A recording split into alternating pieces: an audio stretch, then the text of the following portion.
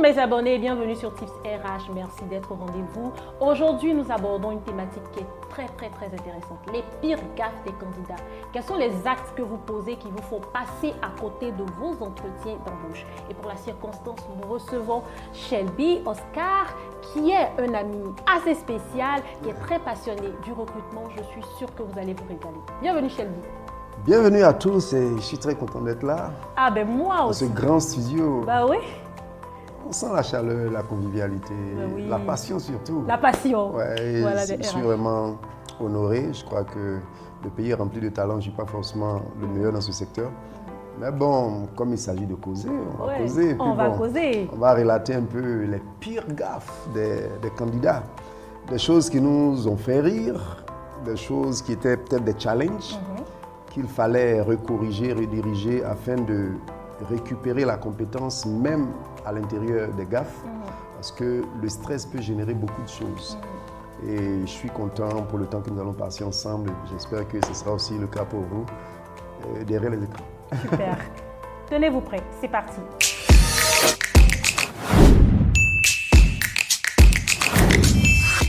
Si je te demande de me parler du candidat d'Adjufou. Le candidat d'Adjufou, c'est un type assez particulier. Déjà, il est arrivé avec beaucoup de sueur et beaucoup de souffle coupé. J'étais très étonné, je ne savais même pas que c'était moi qui venais voir. Je dis, oui, monsieur, vous êtes là pour... Non, je suis venu pour le test. Je dis, mais quel test? Sérieux? Il a donné l'intitulé du poste pour lequel il postulait. Je lui ai dit, mais vous venez trop tard, on n'a pas pris de rendez-vous, tout ça. Il a dit, j'ai marché depuis Adjufou, regardez mes chaussures. Sérieux? Alors je me baisse pour regarder ses chaussures, il avait des pointinini noirs. Ouais. Et je ne sais pas où il est passé, mais il a dû, peut-être qu'il est passé sur des chantiers, il y avait... Tout était couvert de poussière. Ouais. Et il était particulier parce qu'il était dans une joie qui frisait. C'est un candidat motivé. Non, pas seulement motivé, il était trop en joie, c'était pas normal. Il riait pour tout. Et je lui ai dit, mais pourquoi vous êtes heureux comme ça? Vous tapez au moins 100 km pour venir là et c'est même pas sûr que vous allez avoir la chose. Et je l'ai regardé, je lui ai dit, bon, je suis vraiment pas motivé à vous donner cette chance. Parce que vous êtes un peu bizarre à mes yeux. Puis après, je me suis rappelé qu'il ne faut pas avoir des biais. Parce qu'on peut mal juger les gens. Je lui ai dit, bon, écoutez, revenez demain. Revenez demain. Je dis, ah monsieur, j'ai marché tout ce temps. Il dit, oui, mais vous ne m'avez pas prévenu. Revenez demain. Je vais tester un peu sa ténacité, tout ça. Et puis, pour être honnête, je ne pensais pas qu'il pouvait le faire, parce que le poste était très technique. Et puis, le lendemain, quand j'arrive, à 9h, il est là. Dès que j'ouvre la porte, je vois un sourire, le candidat d'Adjufou. Le candidat d'Adjufou. Il est tout heureux. Les choses se passent à Adjufou, oui. Je lui dis, mais vous allez bien? Il dit, oui, monsieur, je suis très bien, tout va bien. Et là, je suis coincé parce qu'en réalité, je me disais, bon, il ne semble pas avoir le profil, mais bon, il est ténace. Il y a quelque chose. Il ne lâche pas, oui. et j'aime ça. Je dis, bon, suivez-moi. Et je lui fais faire le test, et à ma grande surprise, il valide. Et il a un très bon score. Et là, humblement, je viens le voir, je dis, écoutez, je suis désolé, mais je crois que vous avez mal jugé. Et il était tout heureux. Et je suis sûr même que s'il n'avait pas validé, il serait quand même heureux. Et ça, c'était vraiment bien pour moi, parce que son enthousiasme, parfois, c'est très intéressant à l'intérieur des compagnies. Les gens viennent, ils sont super stressés à cause des histoires de performance, à cause de beaucoup d'autres problèmes qu'ils transportent depuis la maison, ils viennent avec. Donc, le candidat d'Adjufou, c'était tout un témoignage, tout un enseignement à l'humilité et puis à la résilience. C'est ça. Et puis aussi, il ne faut pas se laisser limiter. Il aurait pu rester à la maison parce qu'il n'avait certainement pas le transport. Et à Adjufou, jusqu'à où nous travaillons, il y a avec quand même une pointinini. Avec une pointinini. Vous impressionné. Il faut m'impressionner certainement, mais bon, on ne fait pas des kilomètres en paire de souliers, vous comprenez? Si c'est une basket, bon, arrivé, on tape un peu, la poussière quitte. Mais la pointinini, elle s'accroche, la poussière. Je te dis, mais vous n'avez pas eu le temps d'essuyer ça? Il sourit. Son sourire seul suffit pour lui ouvrir des portes. Wow. Donc, c'était vraiment très agréable. Je crois que quand il est arrivé, il a même trouvé d'autres jeunes, d'autres candidats. Et tout le monde a commencé un peu à se marrer parce qu'on se dit, mais il est drôle, le gars. Oui. Et son sourire est bizarre. Ce n'est pas un sourire normal, c'est excessif.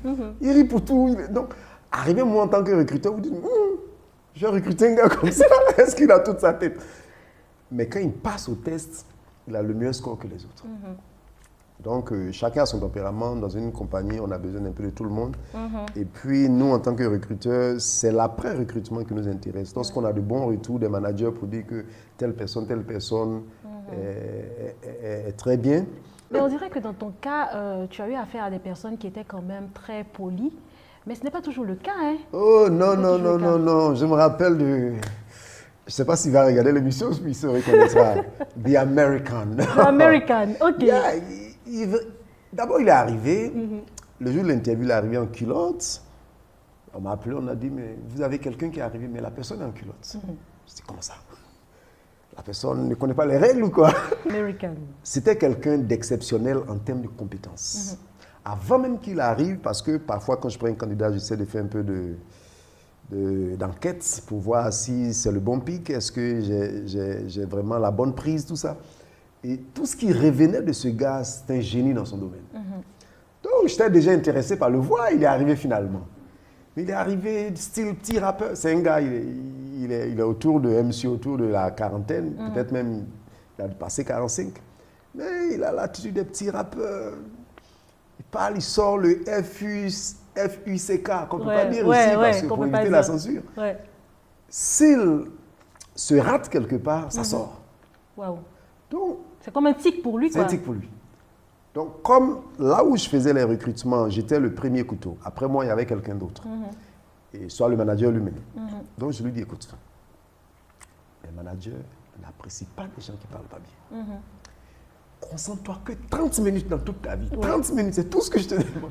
Parce que tu es vraiment bon, j'ai envie de te recruter. Mais je ne peux pas le faire parce que j'ai besoin de l'aval du manager, qui est beaucoup plus technique pour le rôle pour lequel tu postules, tout ça. Et on s'est entendu, là, il dit d'accord, boss, d'accord, 30 minutes, je crois que je peux y arriver. Et pendant qu'il faisait son interview avec le manager, moi, j'étais un peu super occupé, donc je les ai laissés. Quelqu'un est sorti de la salle d'interview, venu me dire, mais le gars, il va nous briser les os, si on le prend, c'est pas bon. Je dis, mais pourquoi? Il dit, mais il n'arrive pas de dire des mots grossiers. Il ne peut pas placer 3 phrases sans dire un mot grossier. Mais c'est grave. Le fameux FUCK. Je dis, mais qu'est-ce qui lui arrive? Et quand il sort de l'interview, il est super confiant. Non, ça s'est bien passé. Ça s'est bien passé. C'est des petits trucs, tu sais. Bon, ils me connaissent, ils savent que je suis. Ils placent encore le mot. Je dis, je venais de te dire de ne pas dire ce mot. Qui va vouloir te prendre? Le manager est censé être ton futur patron. Bien sûr. Et tu viens, tu es super grossier devant lui. Pourquoi tu penses qu'il va te prendre? Et le pire, un type qui réfléchit aux critères minima des interviews comprendrait qu'il a fait une grosse bourde et qu'il y a 90% de chances qu'on ne le prenne pas. Parce qu'on ne prend pas que la compétence. On prend surtout la valeur humaine. Parce que c'est une entreprise. La compétence ne va pas s'élever elle seule pour faire les choses. Elle est à l'intérieur des êtres humains.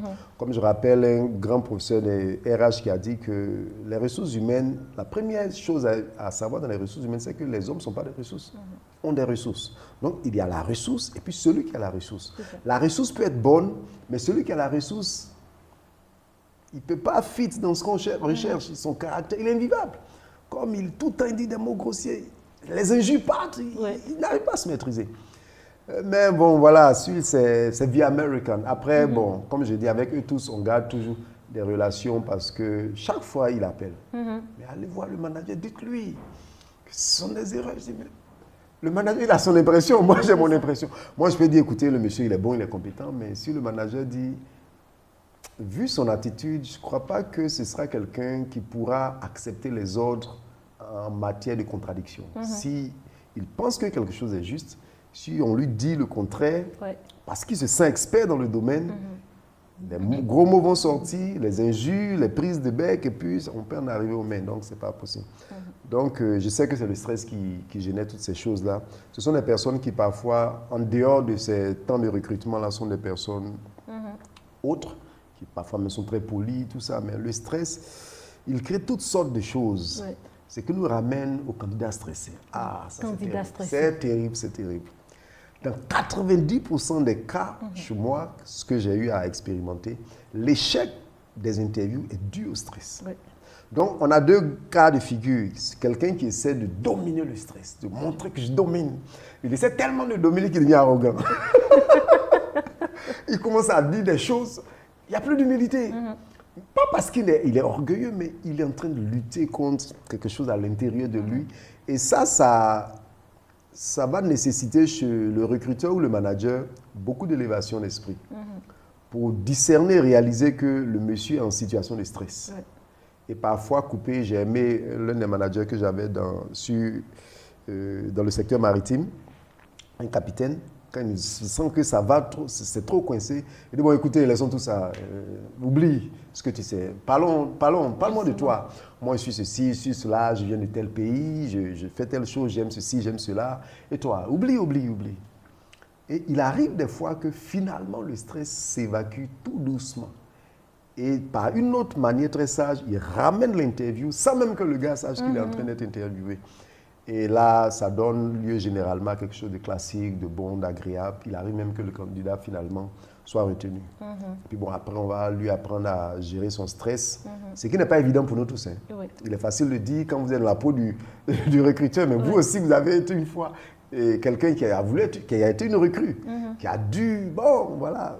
Et puis, il y a beaucoup de paramètres, ça va dépendre du recruteur lui-même. Il y a des recruteurs qui vous cassent dès que vous arrivez. Pas parce qu'ils sont mauvais, mais parce qu'ils veulent cerner la personnalité. Et parfois, je suis d'accord, c'est fait de façon un peu brutale, un peu grossière. Et beaucoup de personnes peuvent ne pas vraiment... ça peut les casser. Puis elles peuvent ne plus... donc, ce sont vraiment des choses qui, en tant que recruteur, nous aident à avoir des journées agréables. Ouais. On ne se moque pas des gens, mais on se rappelle que nous aussi, nous sommes passés par là. Bien sûr. Donc, moi, je me rappelle que quand on faisait mon interview quelque part dans une multinationale, je suis très bon en anglais. Mais pour ceux qui pratiquent l'anglais, ils vont vous dire rapidement que écoutez peut-être un gars d'Asie et puis un gars d'Europe et un autre monsieur d'Amérique. Parfois, c'est différent. Et si vous n'êtes pas habitué, donc, le monsieur qui, après la première interview, c'est bien parce qu'on m'a envoyé sur le manager. Le manager qui était, je crois, qui est un Européen et qui parlait aussi anglais, mais qui n'était pas un anglais. Donc, il avait son accent de son pays d'Europe. Et chaque fois qu'il parlait, je captais rien. Donc j'étais là, come again. Ça t'est arrivé à toi aussi? Ça m'est arrivé aussi, come again. Et le monsieur était tellement occupé à ce qu'il faisait qu'il n'a pas prêté attention que la seule chose que ce monsieur disait, c'était come again. Et puis bon, il a dit, bon, allez, ok, tu peux le prendre. Il a continué. Donc c'est pour dire que nous sommes tous passés par là. Oui. Et donc, tout ce que nous sommes en train de dire, nous ne le disons pas pour pas sentiment de supériorité. C'est ça. Parce que nous avons vécu cela, nous essayons d'aborder la chose de la meilleure façon. Donc, pour en venir à notre candidat Dadjouf, il est venu, il a passé son test. Mais ce n'est pas vraiment celui qui a cassé toute la baraque, si on peut dire. Il y en a une autre. Ouf, le pêcheur. Le pêcheur, super. On avait lancé un recrutement et puis, comme on fait du networking, rapidement la nouvelle diffuse dans tous les réseaux. Oui. Ils ont appris qu'il y a telle position pour laquelle ils sont en train de faire des recrutements et c'est un certain monsieur Shelby qui s'en occupe. Alors le monsieur, il m'appelle, oui, j'ai reçu votre numéro, tout ça. Je lui pose des questions classiques. Est-ce que vous avez déjà fait ceci, cela? Parlez-moi un peu. Ça ne s'accroche pas trop à ce que je veux. Mais le monsieur, il insiste. Il dit, je vais venir. J'ai dit, bon, la seule façon pour moi d'arrêter ce supplice, c'est de laisser la personne venir, de se rendre compte par elle-même que ce n'est pas ce que je recherche. D'abord, c'est quelque chose de 100% anglais. Et puis, c'est dit, I am this, I am that, il ne va pas trop loin. Et je le fais venir quand même. Donc, je lui dis, vous pouvez venir. Donc, je suis en pleine activité, en train de recevoir des candidats. Là, Standardiste m'appelle, monsieur Shelby, il faut que vous veniez ici. Je dis, il y a quoi? Si un candidat envoie le bureau, je dis, non, ce n'est pas possible. Vous devez venir. Je dis, mais qu'est-ce qui se passe encore? Je sors, je vois un gars qui a un parfum qui nous est tous commun. Pour ceux qui sont en tout cas des grands cuistots qui vont au marché, il sent le poisson, le gars. C'est pas possible. Il sent vraiment le poisson de chez Poisson. Le poisson thon. Vous comprenez? Donc, et là où il était, à l'accueil, c'est la voie d'accès. C'est-à-dire le PDG passe là. Oui. Donc, je sors, automatiquement je comprends. Parce que j'ai connu le port de pêche, je connais l'odeur du thon, vous comprenez? Automatiquement, je réalise ce qui se passe. Et le monsieur, il est venu dans des trucs déchirés avec un sachet. C'est pas s'il y a du poisson dedans. Oui. Donc, je le prends, on sort de la compagnie. Je lui dis, écoute, oui, qu'est-ce que je peux faire pour toi? Il dit non, je suis venu pour l'interview. Je dis, ah mon frère, pourquoi tu es habillé comme ça? Qu'est-ce qui se passe? Oui. Il dit non. Qu'est-ce qui ne va pas? Je suis quitté au port de pêche. J'ai travaillé la nuit.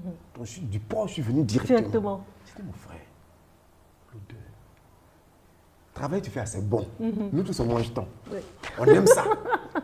Mais tu peux passer à la maison, te laver, et puis tu viens. Tu dis non, ici, ça finit. Parce qu'on dit qu'il faut faire vite. Tu ne peux pas rater l'opportunité. Il dit, ok, ce qu'on va faire, je vais sécuriser ta candidature. Va à la maison, débarbouille-toi bien, repose-toi, mets un bon parfum, puis reviens. Et je lui ai dit, mais je veux même que tu viennes dans 2 jours.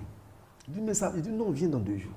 Et dans 2 jours, il est venu, il était bien habillé, bien parfumé, coiffé, tout ça, soft. Et il a fait le test, il a validé le test. Wow. Donc, on peut avoir du potentiel et puis s'auto-mutiler par la façon dont nous allons vers le recruteur pour appliquer notre candidature.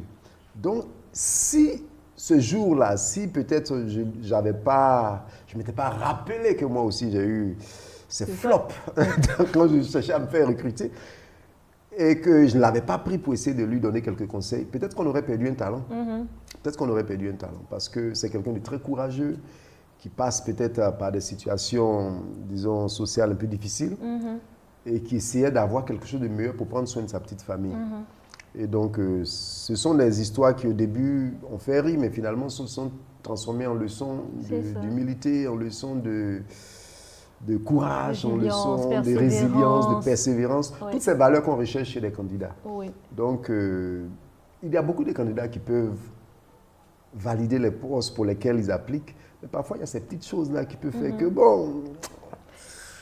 Ils peuvent passer à côté de l'opportunité, oui. Parce qu'il suffit juste que le recruteur dit, mais c'est un manque de respect de venir avec une odeur de poisson du port de pêche où on vous a été en contact. C'est pas mauvais, c'est du boulot. Mais lorsque vous postulez, vous devez vous mettre dans toutes les dispositions pour que les choses se passent bien pour vous. Surtout que plusieurs d'entre vous pouvez réussir le même test. Donc là, ça devient maintenant une décision tout à fait arbitraire. Le recruteur il peut décider sur je ne sais pas quoi. Vous pouvez tous être bons, vous pouvez tous avoir les mêmes qualités, mais ce sont de petites choses qui vont faire que finalement, on va préférer celui-ci, on va préférer cela. Je me rappelle, peut-être que ça ne fait pas partie des anecdotes, mais il y avait un jeune qui était arrivé sur une position très difficile dans le secteur mécanique, où la plupart des gens échouaient. Et je lui avais fait passer 2 tests. Un test sur la position supérieure et un test sur la position inférieure. Il a validé les 2 tests. Ce qui veut dire qu'il était super intelligent. Là où mon Américain, qui était un expert, a échoué, il est venu et il a été humble. Il a dit, bon, je n'ai jamais occupé ce poste. Par contre, le plus petit, je l'ai occupé. Et je pense être un expert dedans. Et ça avait déjà touché le manager. Ils se sont dit, ah, mais il est humble, le petit. Mais quand même, ils l'ont pris. Et comme c'est un secteur clé, peut-être qu'ils l'ont martelé pendant 1h30, 2 heures. Mais il a tenu. Et je me rappelle qu'à la fin, je crois que ce qui a été en sa faveur, le manager a dit, vous êtes très poli. Il a dit, merci monsieur. Il dit, je vais vous prendre parce que vous êtes très poli. Ce qui veut dire qu'à un certain moment, la compétence n'a pas suffi. Mais c'est l'attitude humaine de la personne qui a suffi et qui a fait qu'aujourd'hui, elle est dans cette grande entreprise pour laquelle, au-delà de sa compétence, on a vu son humanité. C'est ça. C'est quelqu'un avec qui on peut travailler. C'est quelqu'un qui est malléable. C'est quelqu'un qui peut écouter des instructions, qui ne va pas monter une rébellion parce que je pense que ça c'est juste, mais le patron pense que ce n'est pas juste. Voilà. Donc, il y a ça, mais il y a aussi les dangereux. Oui. Les dangereux. Les dangereux. Je me rappelle qu'une fois, quelqu'un m'a appelé sur le téléphone de l'entreprise. Elle m'a dit, écoute, je suis venu passer le test. Non, je vais venir passer le test, mais tu sais comment ça marche, ces choses. Moi, j'écoute, je dis, comment ça marche? Il dit, voilà, tel que je suis, j'ai 1 million. Wow. Voilà, donc, si je passe, non seulement je te donne les 1 million, mais j'ai des gars qui ont 1 million chacun. Wow. Donc, si tu fais ce qu'il faut, tu donneras aussi, c'est-à-dire, mon petit groupe là, tu peux sortir peut-être 10 millions. Tranquille. Puis je lui ai dit, c'est beaucoup d'argent, mais j'ai un petit souci. En dehors d'ici, je suis pasteur. Si je prends ton argent, je ne pourrai plus me regarder dans le miroir. Qu'est-ce que je vais dire aux gens? Les gens ne verront pas, mais Dieu verra. Donc je lui dis, écoute, le téléphone sur lequel tu appelles, c'est le téléphone de l'entreprise. Et tout ce que nous faisons est suivi. Ils vont te mettre en prison. Je dis, ah, je ne savais pas, je savais. Il a coupé. Et il n'est plus venu pour les tests. Mais ce n'était pas le seul. Une fois, il y a un qui est venu faire le test. Et je l'observais, le test écrit d'abord. Et j'ai réalisé qu'il avait quelques difficultés. Il m'a dit, est-ce que je peux aller aux toilettes? Les toilettes, c'est où? Donc je sors, je lui montre les toilettes. Il dit, je ne vois pas bien. C'est le stress. C'est le stress. C'est pas Je dis, possible. respire, calme-toi. Pour moi, c'est le stress. Mais en fait, c'est une stratégie. Ah. Tu comprends? Il veut que je l'envoie jusqu'aux toilettes et qu'en sans me rendre dans les toilettes. Okay. Parce qu'il a quelque chose à me dire. Mais il ne peut pas dire parce qu'il y a des caméras. Je lui ai dit ici, il y a des caméras. Tout ce que tu fais, on voit et tout ce que tu dis, on entend. Donc le type, il réfléchit, il sait que le seul endroit où il ne peut pas avoir des caméras et des micros, c'est dans les toilettes. Très futé, ce Donc gars. il dit non, est-ce que... Donc je l'accompagne dans les toilettes. Dans nos toilettes, il y a le miroir, le lavabo, tout ça. Et puis, il y a les toilettes derrière. Peut-être 2, 3, 4 portes comme ça. Et chaque personne à l'intérieur de l'entreprise, au moment où elle a besoin d'aller au petit coin, bon, va aux toilettes. Donc quand on rentre, moi tout de suite, je réalise que on n'est pas seul. Mais le candidat, il ne réalise pas. Dès qu'il rentre dans le... Je lui dis, écoute, j'ai 300 000 sur moi ici. Waouh. Je dis, c'est pourquoi? Il dit, non, je vais te donner, il faut m'aider à passer le test. J'ai dit, tu vois les portes là? Il y a des gens dedans. Ils vont appeler la police tout de suite. J'ai dit, oui. Parce qu'ici, là, la corruption, c'est interdit. Bien sûr. Non, et moi, je dois te signaler. Parce que si je ne te signale pas, quand la police va dire, non, nous prenons nous deux. Tu comprends? Non, pardon, écoute, je suis un père de famille, il faut comprendre. Et que votre truc là, c'est trop difficile. Le type est sorti directement, il est parti, il n'est plus revenu au test. Parce qu'il s'est dit, ah, de là, je peux partir me noter, il est parti directement. Donc, ce sont des choses qui arrivent. Et quelqu'un, en écoutant, peut dire, mais tu vois, tu aurais pu te faire 10 millions là. Ouais. Mais non, j'aurais pu me faire 10 millions ailleurs sans avoir à faire cela. Le problème, c'est que ce qu'on doit réaliser, le type va parler. D'une manière ou d'une autre, il va parler. Soit par ego, pour montrer que le recruteur, c'est mon gars. Il va parler. Et il va se dire que c'est le filon. Donc, au-delà du premier million, il va chercher des gens qui tournent des millions sur lesquels lui aussi peut avoir quelque chose. C'est ça. Donc, arrivé un moment où vous êtes là, et puis vous êtes connu dans tout le pays comme le plus grand escroc dans le domaine du recrutement. Et cette action-là peut faire tomber même la compagnie. Oui. C'est peut-être une entité morale qui tombe, mais c'est le travail de plusieurs familles. Oui. Je crois qu'on m'a rapporté l'histoire d'une multinationale qui était d'un pays d'Afrique centrale, où le recruteur, finalement, il prenait de l'argent. Et quand vous prenez de l'argent, vous vous en foutez si le type il est compétent ou pas. Comme certains le disent, ce n'est pas l'entreprise de mon père. C'est ça. Bon, ce n'est pas l'entreprise de votre père, mais c'est ce qui vous donne à manger. Et la multinationale a fini par fermer dans ce pays. Et toutes les personnes qui avaient les emplois directs, les emplois indirects, ont fini par perdre leur emploi. Donc, ce type-là, on doit l'attraper et le mettre en prison. Je crois même qu'on l'a attrapé. Bon, je n'ai plus suivi l'histoire, mais ça, les gens ont fini par se plaindre, les gens vont remonter à vous. Donc, vous gagnez bien votre vie. Vous allez prendre peut-être 1 million que vous aurez pu gagner peut-être tranquillement, de façon honnête, sans avoir à faire quoi que ce soit. Et puis, le pire, c'est votre réputation. Oui. Vous êtes blacklisté. Vous avez votre femme même, vous allez la regarder comment? Votre femme qui est si fière de vous. Non, mon mari est le recruteur de telle multinationale, de telle boîte. Non, c'est trop de choses. Je crois que le jeu n'en vaut pas la peine. Et puis, bon, ça ne sert à rien de tricher en fait. Parce que je suppose que vous avez une conscience. Vous avez un miroir chez vous. Vous pouvez vous regarder. Bon, peut-être que vous n'avez pas de conscience là, c'est un autre cas. Mais quand vous avez appris, quand vous avez une bonne éducation, quand vous avez la crainte de Dieu, ça ne sert pas qu'à être à l'église. Hein. L'église est censée être le vestiaire, mais le terrain, c'est dehors.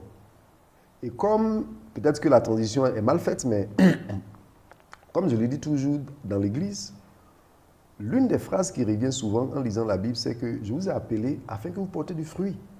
Et c'est à cela qu'on reconnaîtra que vous êtes mes disciples. Donc, en tant qu'enfant de Dieu, je dois porter du fruit. Ce n'est pas d'abord le salaire. J'honore Dieu en faisant bien mon travail. Et j'honore Dieu lorsque j'ai des retours des personnes qui ont été recrutées par les managers qui disent « Ah, le type, il est bien, le type, je suis content, il fait ceci, il fait cela. » Dieu est glorifié. Ce n'est pas une question de prendre une prière, transformer le bureau en église bis, où on est toujours en train d'écouter des prédications, bien des chants de louange, on ne travaille pas. Vous devez porter du fruit. Ça veut dire quoi en français platonique? Je vous ai appelé afin que vous soyez productif. Vous devez être productif. Si vous n'êtes pas productif, non seulement l'entreprise va vous virer, Dieu aussi va vous virer au ciel. Parce que c'est à cela qu'on reconnaîtra que vous êtes mes disciples. Donc aujourd'hui, oh, Jésus, c'est bon. C'est le Seigneur, on lui donne la gloire, nous sommes reconnaissants. Mais comment est-ce que nous allons l'honorer? Nous allons l'honorer en travaillant bien. Et quelque part, la Bible dit que si vous êtes fidèle en ce qui appartient à autre, Dieu vous donnera une opportunité pour vous. Donc, beaucoup parmi nous, nous travaillons pour des compagnies, nous travaillons pour des patrons, mais à l'intérieur de nous, il ne faut pas se le cacher, chacun a son rêve. Chacun veut former sa petite boîte pour ceux qui sont ambitieux. Mais selon la parole de Dieu, c'est quand vous prenez bien soin de ce qui appartient à autrui que Dieu finalement se dit, mais c'est un bon manager. Donc, je peux lui donner quelque chose parce que c'est un bon manager. Et comme c'est un bon manager, je peux mettre ma confiance en lui pour lui envoyer des gens qui vont travailler sous lui, qui ne seront pas des esclaves, mais des collaborateurs, parce que c'est un bon manager. Donc, notre problème, que ce soit dans le recrutement, que ce soit en famille, que ce soit à l'église, que ce soit partout, nous devons essayer d'être de bons managers. Non, mais tu sais, Shelby, à t'entendre parler, on sent que tu as énormément de valeur. J'ai de la passion pour ça, en tout cas. Oui. Et je pense également que c'est la crainte que tu as de Dieu, ta foi, qui t'inspire également à faire des choses de manière correcte, à ne pas céder dans la corruption, etc. Voilà. Et j'apprécie aussi le fait que tu puisses coacher, sensibiliser tes candidats. Ils ne viennent pas avec tout, mais tu leur donnes des conseils, tu les prépares, tu leur donnes même une seconde chance pour qu'ils puissent se rattraper et puis saisir l'opportunité. En tout cas, franchement, on a besoin de recruteurs qui apportent quelque chose de positif aux candidats. Ils peuvent même échouer après les conseils, mais au moins, ces conseils-là peuvent les aider pour plus tard. Oui, c'est vrai. C'est ce qu'on recherche. En tout cas, ça a été un plaisir pour moi de te recevoir ça a été ici. Encore un grand plaisir pour moi. J'aurais aimé te retenir pendant des heures parce que nos abonnés ont encore beaucoup de choses à entendre et surtout beaucoup de choses à apprendre. Je crois que d'autres gens viendront après moi qui ont aussi de la valeur et puis qui vont aborder certains aspects pour lesquels les mêmes téléspectateurs seront satisfaits, je crois. Il faut un peu de tout pour faire un monde, donc je crois qu'il faut aussi les autres. Et puis bon, nous sommes ouverts, si l'opportunité se fait, on pourrait toujours venir discuter de d'autres aspects, RH ou bien recrutement ou bien, bon, je sais pas. En tout cas, je ne manquerai pas. En tout cas, chers abonnés, ce fut un grand plaisir. Le plaisir est partagé. Et je pense que tu vas revenir sur le plateau. J'espère bien. Chers abonnés, j'espère que vous avez beaucoup appris de cette vidéo. Alors, Shelby, je vous le disais au départ, c'est quelqu'un de très passionné, c'est quelqu'un qui adore son métier.